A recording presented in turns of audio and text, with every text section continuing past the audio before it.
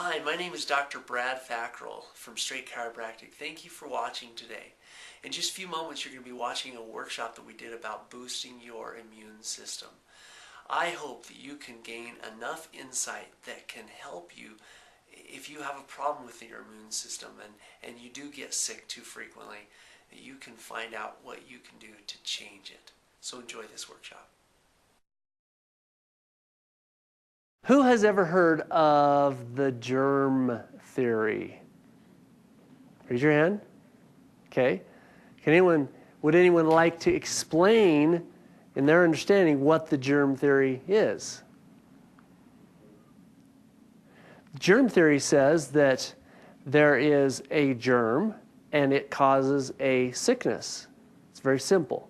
Germ cause sickness. Well, what I'm about to tell you this evening is that we don't get sick because of bad germs.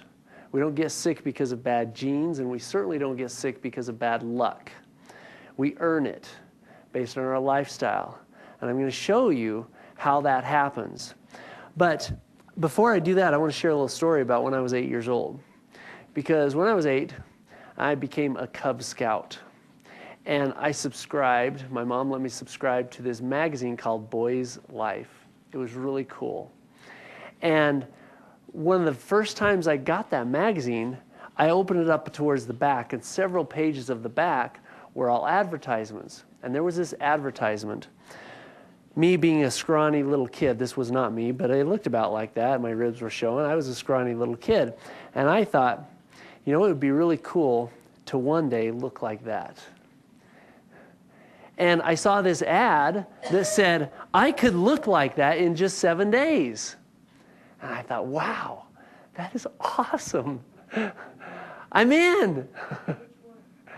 Not the big fat guy, the other guy. Thank you.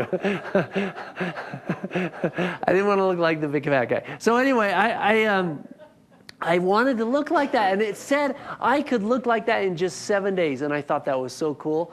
And so I remember sending in my money that was hard-earned so that I could look and learn how to look like that in 7 days. And you know what? I was so disappointed.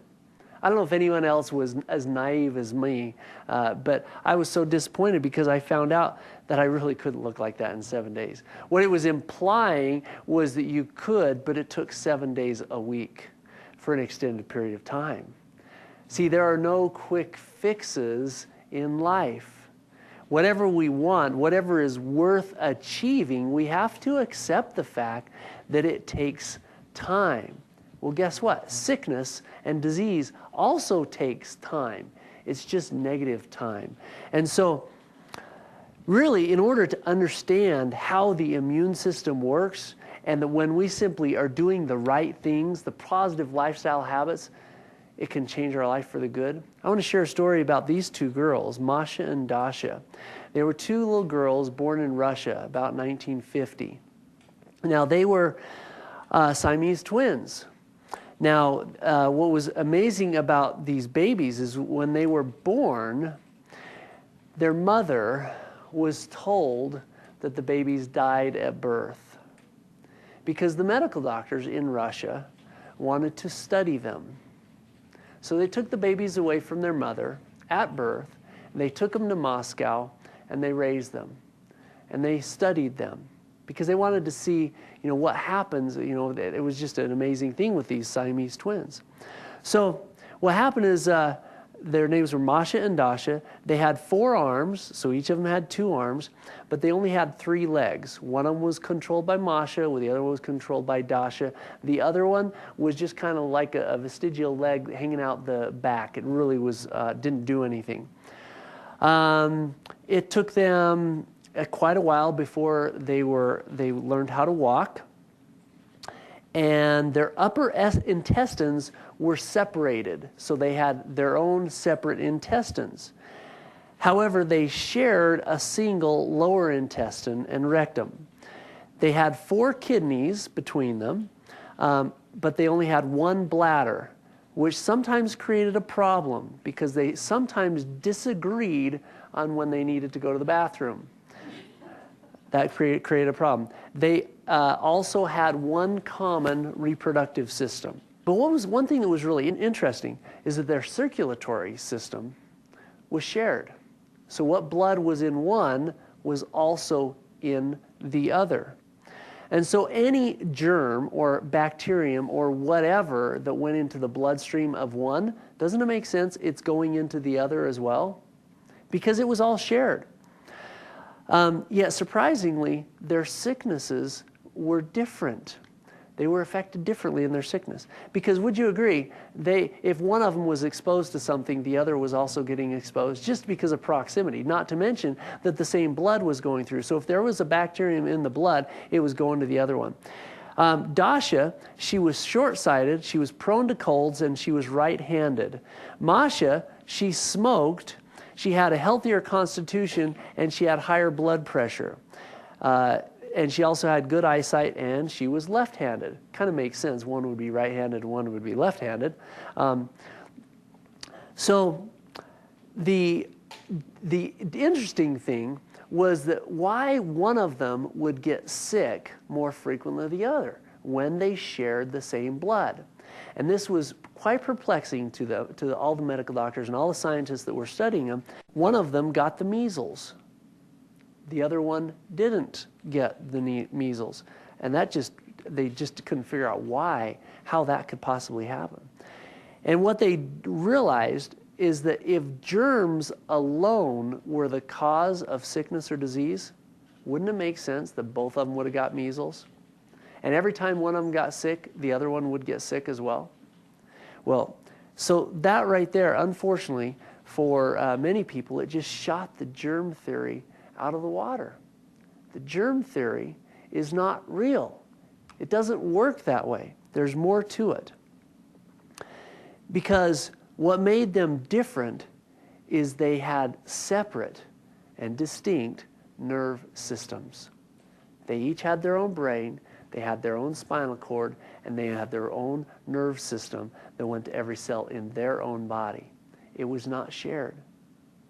That was the difference that made one of the babies, one of the children, stronger than the other one. So I guess our next question would be, what is it about the nerve system that would make one of them get sick and one of them not get sick? Well, the nerve system didn't make them sick. The nerve system kept one from getting sick, which we're going to be discussing how that happens. What they determined is that we don't catch disease. We don't just get sick. We earn it based on how strong our body is in its ability to fight off the sickness or disease. Bottom line is, our body will provide a fertile ground for the bacteria, the virus, or whatever else to grow. That's the key. So the key is, don't make your body a fertile ground for that to grow. What they also found is that by keeping the nerve system in line, keeping interference from the nerve system, an individual can simply be healthier. They're going to have a higher state of health. That's what chiropractic does. Because you see, it's founded on this premise by Dr. Dennis Jaffe, who said, of course, disease-producing microorganisms are always present, but usually can be fought off successfully. However, some individuals never get sick, while others pick up every cold in the neighborhood. So although the germ may be one of the essential and contributing causes, it alone is not sufficient to produce illness. So the question has been asked, why are two people, if you live in the same household, just like Masha and Dasha, why does one of them get sick and the other one not? Well, the answer lies in the health of your nerve system. That's part of the question, or part of the answer. But it's not just the health of the nerve system, but it's your overall constitution. So who wants to know what are some of the things that you can do to increase your own constitution, to help you be healthier, to fight off sickness and disease, so you don't have to get the flu or whatever else is going around this year? Who wants to know that? Yeah, amen. I do too. I don't want to have to, I don't like it when I have to not be able to come to work and adjust everybody. And I especially don't like it on the weekends. If it ever happens on the weekend and it upsets my weekend plans, anyone else feel like that? So, Louis Pasteur, He was the father of the germ theory, as far as everybody thinks. What he said is that he believed that all disease was caused by external microbes that invaded the body. He claimed that the healthy tissues were germ-free. Germs were only residing in unhealthy tissues. However, before Pasteur died, he retreated from his view and admitted that the internal environment was the key. But his earlier ideas are what actually was remembered. He said, the environment means everything. The microbe means nothing. He's the father of the germ theory. And unfortunately, that's not what everybody knows. Now, there are a lot of reasons why, which we're not going to go into now, but Louis Pasteur died in 1895. Anyone remember what other significant event happened in 1895? Dr. Damien knows. Chiropractic's birthday. That was the year the very first chiropractic adjustment was given. So it's just kind of coincidence, maybe, but I think it's kind of cool. Louis Pasteur died in 1895. Here's something interesting, though. Dr. Rudolf Virchow. He was a German pathologist, and he was the founder of cellular medicine. He said before he died in 1902, just after Louis Pasteur, he says, if I could live my whole life over again, I would devote it to proving that germs seek their natural habitat, diseased tissue, rather than being the cause of the diseased tissue. Does that make sense? Let me share something with you that will help you understand this. Some of you may have heard this story in the past. When my wife and I were young, we moved out to Kansas City, Missouri. And when we were living out in Missouri, we lived in this townhome. And this townhome we shared with five other families. We didn't share the actual townhome, but they were stacked right next to each other. So we were living in this townhome. Now, my wife is very, very neat, very clean. She likes a clean house. I like a clean house too. But as soon as we moved in, we realized we had cockroaches. And neither one of us had, except for a short time when I lived in Michigan, had never experienced cockroaches before. And I wasn't so excited about having cockroaches in our house. So we let the people know, and they came over and they sprayed for them, and the cockroaches didn't go away. They came and sprayed again, they didn't go away. We had somebody else, we actually hired our own person that we thought maybe these guys just didn't know what they were doing. We could have somebody else that maybe knew what they were doing. They could get rid of the cockroaches. He came and sprayed. He took our cabinets out. He put this line of stuff. It was a physical barrier. These things couldn't cross, yet we still had cockroaches. It was gross. In fact, you'd wake up in the morning when it was still dark, and you'd walk down, you'd flip the light on, and you'd just see them go. It was gross.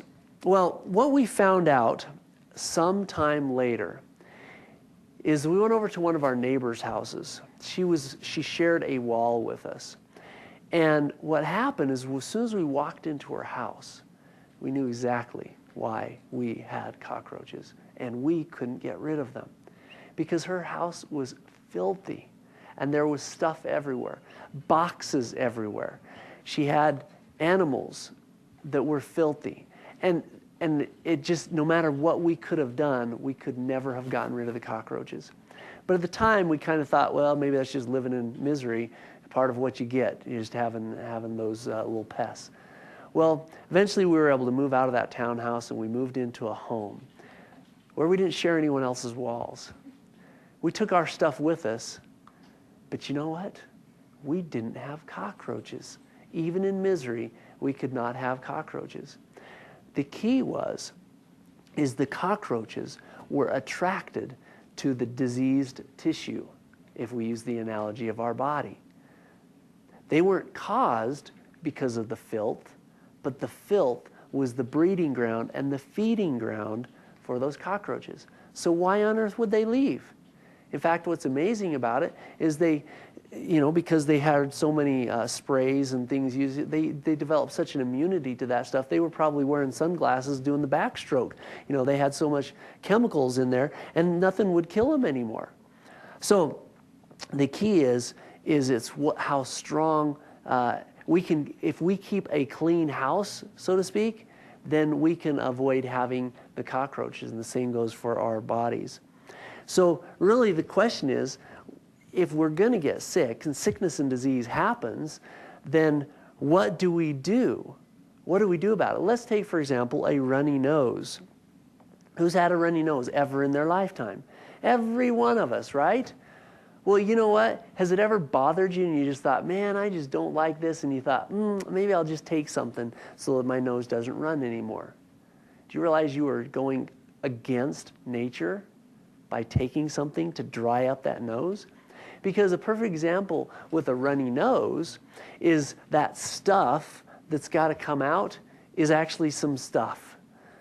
And it has to come out. What happens is if you have a bacteria or a germ or whatever that goes into your system, there are these cool little cells called phagocytes. And they're amazing little cells. God loved us so much to give us these phagocytes, because what happens is if there's a tiny little germ, then these phagocytes will find it. There's a receptor and there's an information that says, go find these germs.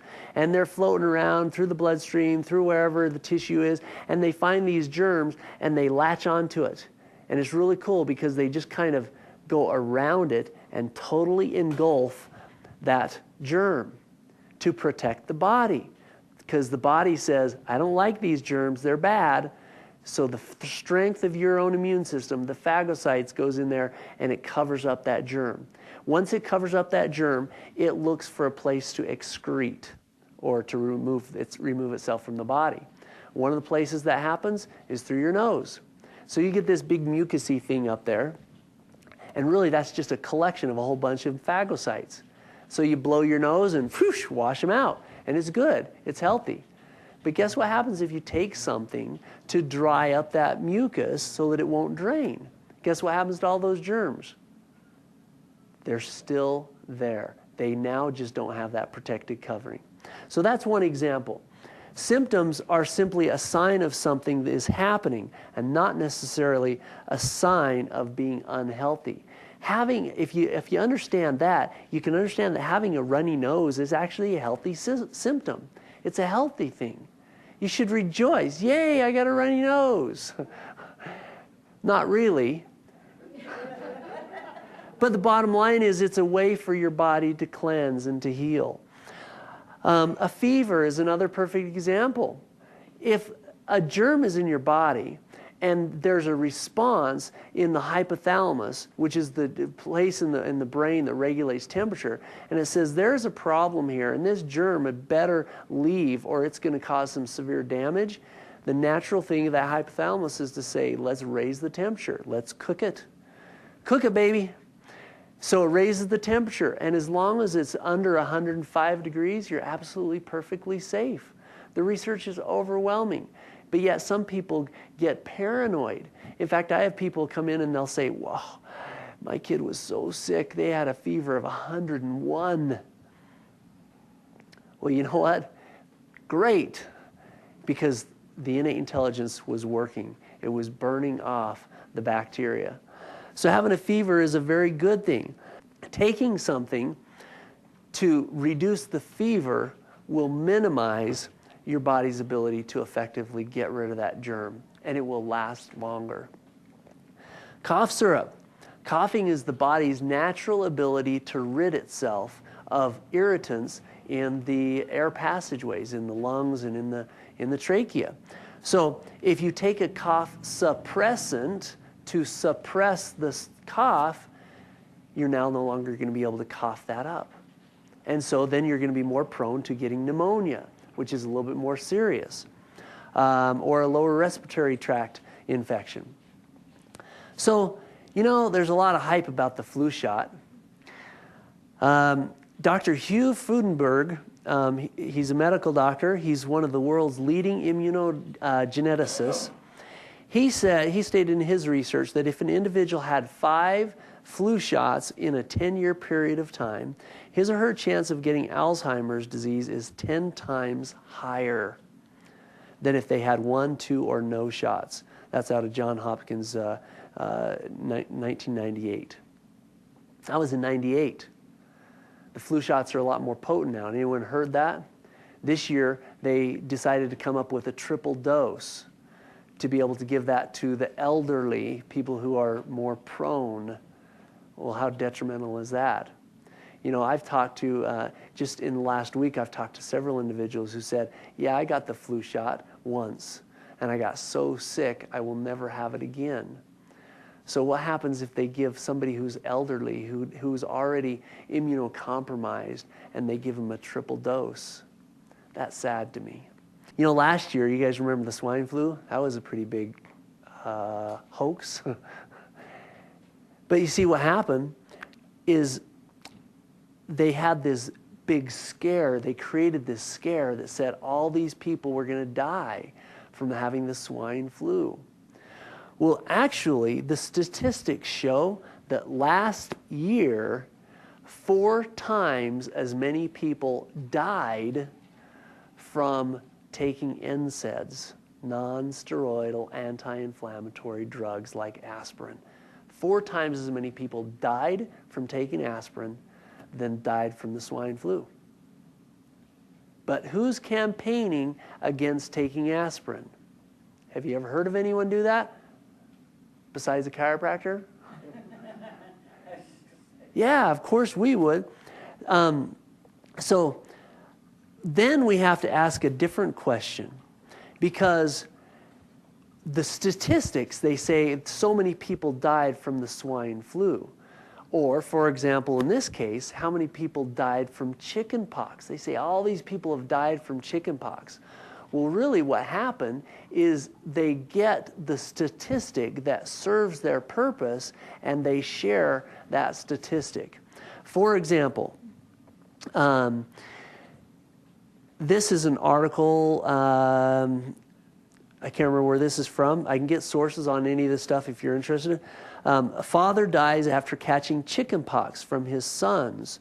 The inquest heard he was susceptible to the illness after being put on a high dose of steroids to treat kidney problems.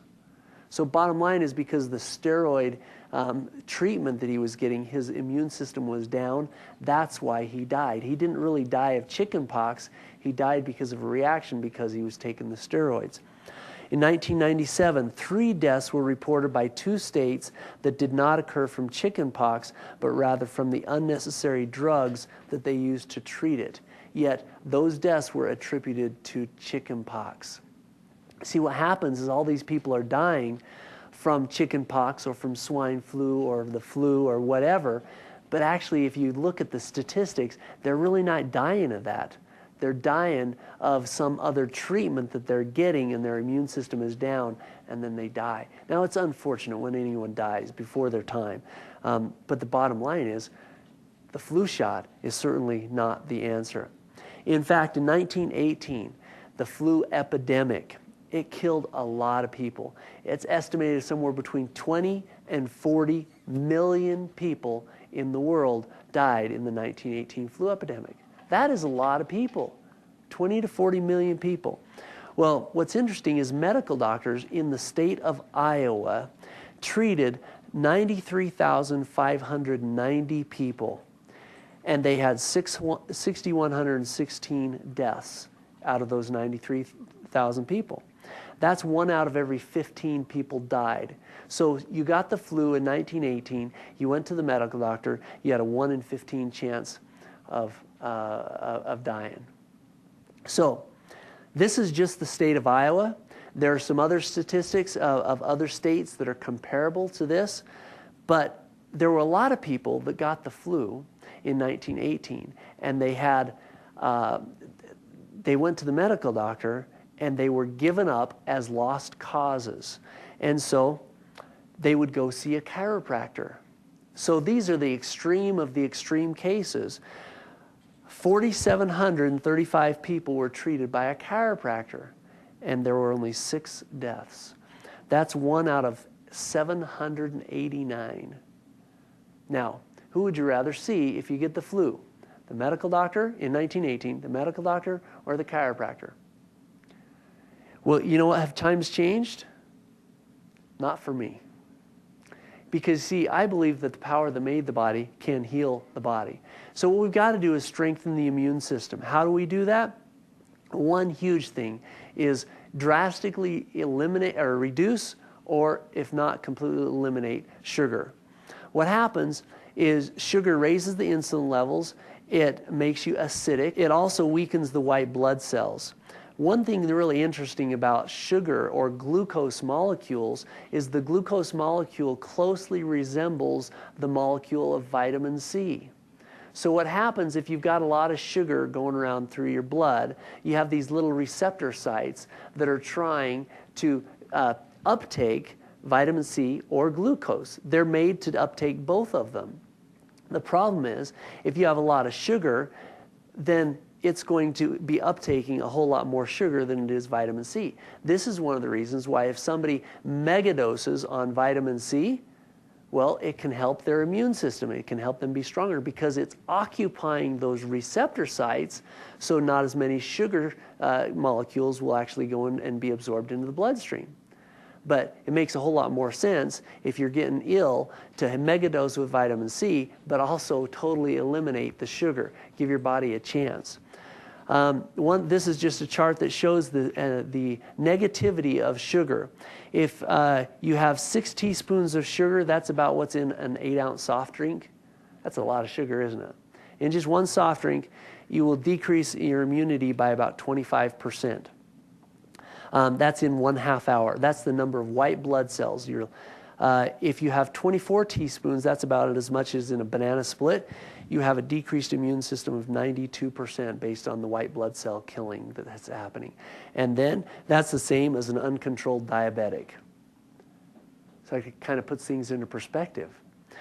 North Carolina, back in 1948, there were 2,500 cases of polio. But in 1949, there were only 299 cases of polio. Was that because of the polio vaccine? No, it wasn't. In fact, there was a medical doctor. His name was Sandler, Dr. Sandler. What he observed is that during the winter months, children there was a higher rate of incidence of polio in these children. He also, with his smart brain, realized that children ate a whole lot more ice cream and soda pop during the summer months than they did during the winter. And so he came out with this campaign in 1948 that said, in the beginning of 49, that said, don't eat ice cream or soda pop, and drastically reduce your sugar intake. And it was a very successful campaign because in the state of North Carolina, that's why the cases of polio went down so dramatically. Well, that made some people upset. Perhaps the dairy industry, perhaps the soda pop industry. And so they had a major campaign that they launched in 1950, the late 49 and in 50. And what they said is that that was all a hoax. That wasn't really the reason why polio cases went down. It's summer. Enjoy yourself. Have the ice cream. Have the soda pop. So what was really unfortunate is in 1950, polio incidence went back up to normal levels, just what it was back in 1948. So that's how big of a factor sugar is on our immune system. The sun has amazing healing capacity. Why? Well, one of the reasons is it brings vitamin D. We were made to make vitamin D if we're getting enough sunshine. Our body can convert that. The problem is most of us don't get enough sun. It said, the research shows that you need about 1 to 2 hours of sunshine on most of your body every day in order to create enough vitamin D for yourself. So the perfect solution to that is to simply supplement with vitamin D. That's one thing that I am an advocate of supplementing because it's just simply hard to get enough vitamin D. There's a lot of research that give you more specifics about vitamin D that we don't have time to go over. We are, because quality, like everything else to me, is very important, I believe we're getting our shipment of vitamin D in later this week. It should be here by Thursday. So if you're not already taking vitamin D or you need a good quality source of vitamin D, we are going to be able to have that. It comes from the same company that we get our fish oil and everything else from. So it's really high quality stuff. One more study, chiropractic and HIV. What they found is that this was done in 1993. They took a group of AIDS patients, and there was a group of them that they did not allow them to have chiropractic. They gave them a sham adjustment, and then they had another group of patients that they gave chiropractic care, upper cervical only, nothing else, just upper cervical. And what they found is that there was a 48% increase in the CD4 count, those people who got adjusted. That's pretty big. It's huge. So chiropractic shows that it will strengthen the immune system. But really it's just restoring normal physiology. It's restoring your own body's ability to heal the way that it's supposed to. It's not a miracle. It's just simply restoring normal physiology. So that's why, as we say, the power that made the body heals the body. The key to a healthy immune system is to simply live the lifestyle that will create a strong constitution. Some of us naturally are born with a stronger constitution than others. We learned that with Masha and Dasha. But if both of them are living healthier, the one that has a not as strong constitution is going to be stronger. Feed them properly. Make sure that you're getting the right nutrients. Help them exercise. Make sure that they're getting regular chiropractic care. Make sure the nerve system is flowing the way that it should. Use your best judgment when it comes to sickness. I am not advocating that you should never take drugs. I am an advocate of not taking needless drugs. It's up to you to decide when those are needless and when they are needed. That's the key. The key is making sure that you're using your own best judgment. One last story I want to share with you is we had some neighbors a few years ago. They had 5 children. One of their children one winter got strep throat. They took it to the doctor. They took him to the doctor, and they got an antibiotic for strep throat. 2 or 3 weeks later, another one of their children got strep throat. They took it to the doctor, got an antibiotic, and it cycled through all 5 of their children. Well, one of my children got strep throat about the same time. But what we do, of course, is just simply increase the frequency of adjustments. Make sure that it to stimulate the nerve system and make sure it's healing, and then give proper food. And we did not do any antibiotics. Well, that child was our only child that winter that got strep throat. And we also at the time had 5 children. One other significant fact is that several months later, before the winter was out, that same child that got the strep throat the first time in their family got strep throat again. And it cycled through not all of their children, but several of their children before the winter was out again. Wow, that's what antibiotics do, because they kill the good bacteria as well as the bad. And then you can't fight off something when it's really important to fight. So my question to you is, who do you know that gets sick? Who do you know that really should have been here tonight to learn how to be healthier? Who do you know that has had at least one flu shot in their life and is planning on having another one? We've got to do something. It's our moral obligation. It's our responsibility to share with them so that they don't have to grow up and get old and get Alzheimer's. They can actually live a long, healthy life. So I thank you for being here and just help me on my mission to change the planet. Thank you. Welcome back, and thank you for watching. Hopefully you have some new insight, new understanding about how to strengthen your immune system. Your homework is very simple today. First of all, if you're not taking vitamin D, that should be your first step. Take it in the liquid form. It's the most bioavailable form. Get it from a good quality source as well. Just like most supplements, you can't buy garbage and expect it to do wonders. You've got to buy quality stuff. The other thing is, maybe there are other things that you're doing that are decreasing your immunity. Maybe you're eating way too much sugar. So for whatever it is, whatever the habit, the new habit that you want to acquire, that you want to develop, well, just start doing it. Keep track of it. Make a note of it in your journal or in a daily log that you're actually doing it. 21 days from now, you're going to realize, wow, you can do this. And you're also going to notice changes in your immune function and in your overall health. So until next time, live your life to the fullest.